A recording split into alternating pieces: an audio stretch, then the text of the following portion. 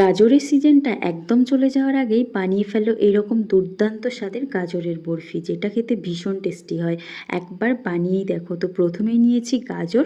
তোমরা লাল বা অরেঞ্জ যে কোনো গাজর নিয়েই বানাতে পারবে। তো গাজরগুলোকে ছোট ছোট করে টুকরো করে মিক্সিতে পেস্ট বানিয়ে নিতে হবে। এদিকে নিয়েছি একটু চীনাবাদাম, কাজু আর আমন্ড, ওটাকে একটু গ্রাইন্ড করে নেব। ওটা বরফিতে বাইন্ডিংয়ের কাজ করবে। এবার কড়াইতে 1 চামচ ঘি দিয়ে দিলাম গাজরটা, সাথে একটু দুধ, অল্প একটু ভাজা সুজি, টেস্ট অনুযায়ী সামান্য লবণ, 1 বাটি গুড় দিয়ে হালকা মিক্স করে দিলাম বাদামের মিক্সচার, এলাচ ও জায়ফলের গুঁড়ো আর একটু গুঁড়ো দুধ। শেষে সামান্য ঘি দিয়ে মিশ্রণটা ঘন হয়ে এলে নামিয়ে নিলাম।